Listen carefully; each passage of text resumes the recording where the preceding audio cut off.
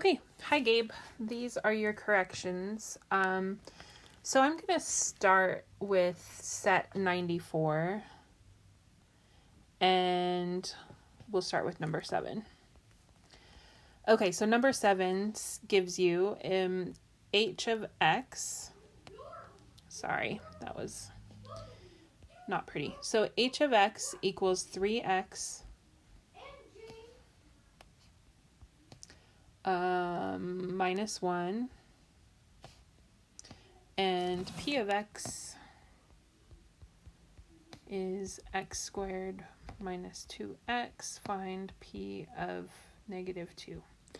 Okay, so they throw this piece in just to confuse you. They throw this in just to completely confuse you, because they give you all they're giving you is p.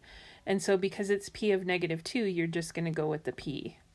So, and really it's telling you to do is you're going to take this value and plug it in wherever you see an x. So, in order to do that, what we're going to say is p of negative 2 equals, so p of negative 2 equals x squared, or negative 2 squared, minus 2x, which is negative 2, and then we just work it out from there. This is just like a y, so you leave it alone. Negative 2 squared is 4, and then negative 2 times negative 2 is plus 4, so we get 8. P of negative 2 equals 8. So try not to get confused by the parentheses. All it is saying is plug in a negative 2 wherever you see an x. Okay, so that's number 7. Let's move on. Your next question was number 11. Ooh, one of these really lovely ones. Okay, so we have x plus 2y minus z equals 2, and then 2x minus y plus z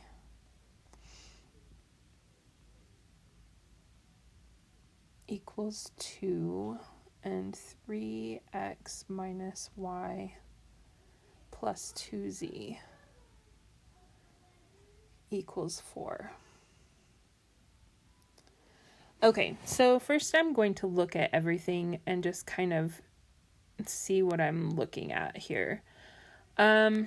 So at first what I see, this would be nice to eliminate, but then we run into the 2z down here, and so it makes me think, maybe not. The next thing that I see is these, a plus 2y and a minus y, so you could eliminate there as well. It really is just kind of up to you what you choose to do. So ultimately, really, it looks like we're multiplying by 2. It's just a matter of, are we going to multiply these 2 by 2 to get rid of the z's, or are we going to multiply these 2 by 2 to get rid of the y's? Totally doesn't matter. So I'm just going to go with the top, multiply everything by 2. So when I do that, okay, so when I do that, I get 2x plus 4y minus 2z equals 4. Let me make sure I did that right. Okay, and then that was this one. Now I'm doing this one, so it's going to be 4x minus 4x minus 2y plus 2z equals 2.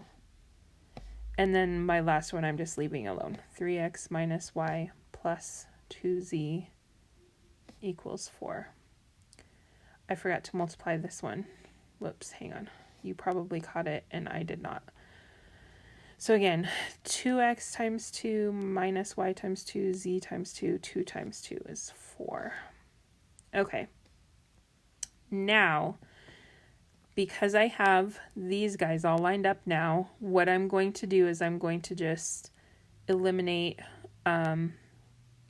doing the first two first, and then I'll do the second two. So I'm just going to add. So I get 6x plus 2y. The z's go away, equals 8. Okay, now I'm going to do these guys and add them. So 7x minus 3y. Oh, I should have subtracted. Hang on. Let's go back. And let's do these two and add them. That will be better. 5x plus 3y. The z's go away, equals 8. Okay, so now I have eliminated the z's and I can go about solving this new system. Yes, these are so awesome. So I am going to multiply the top by -3, and I'm going to multiply the bottom by 2 in the hopes that I can cause those y's to go away and I can solve for x. So, I forgot what color I did. Let's see. Green for -3. So 6 times -3, I'm going to have -18x minus 6y is equal to -24. And then orange will multiply by 2, 10x plus 6y equals 16. Finally, we can just add these and we get -8x equals -8. So x equals 1. Well, we've got part of it done. So x equals 1. Now we can come back in and steal one of these. I'm going to steal that and plug x into it. So 6, not with that. So 6 times 1 plus 2y equals 8. So 2y equals 2, so y equals 1. Well, that's turning out nice and pretty. And now I can just plug it into one of these guys. So x plus 2y minus z looks nice and simple. So x is 1 plus 2 times y, which is 1, minus z equals 2. So 3 minus z equals 2, so z equals 1. And that's nice and pretty. So I have 1, 1, 1 as my solution. Okay, so that one was number 11. Now we're going to look at problem number 29. Okay, problem number 29 is a line of best fit problem, which I'm just going to import this photo here. Okay, so line of best fit. So it says estimate the position of the line suggested. So I'm just going to kind of give it a guess and just kind of draw a line through here that looks like it fits-ish. Okay, and then I'm going to highlight some points that look like they might go through. So it's kind of a toss-up, but I would say maybe right here and then maybe up here-ish. Let's see, that's 4, 5, 6, and 5, so it's up and over. And I'm counting squares, not numbers, obviously, because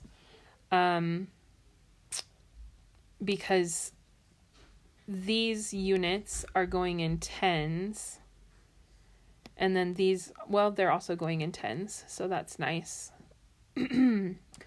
So that means that this distance is going to be 170 minus 120, which is, that moved on me, 50. And then this is going to be 70 minus 10, so that's 60. So my slope, I'm going up 60 and back 50. So my slope is going to be -6/5. Okay, and then we just have to plug in. So this point was 170, 10. And then I'm going to do it in a different color. And then this point was 120, 70. So you can pick either one to plug in there for x and y. Maybe this one, just because I don't know why. It just looks, it's giving me a better vibe. So y equals m. Let me clear some stuff up here. Make it a little bit prettier.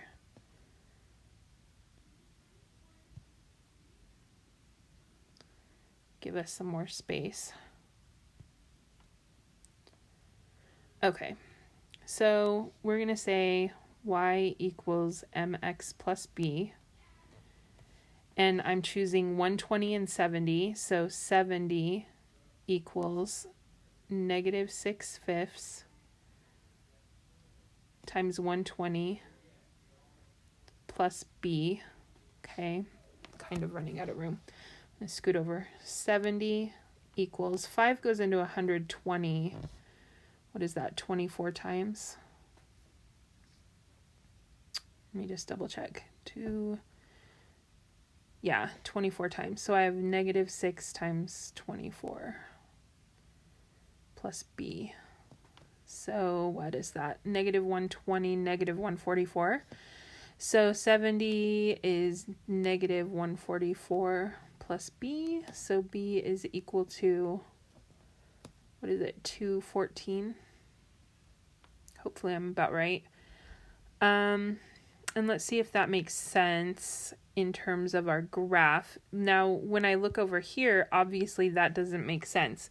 But when I look down here, my 0 is going to be over here a ways. And so if I come all the way up there, yeah, 214 seems like it would make sense for a y-intercept.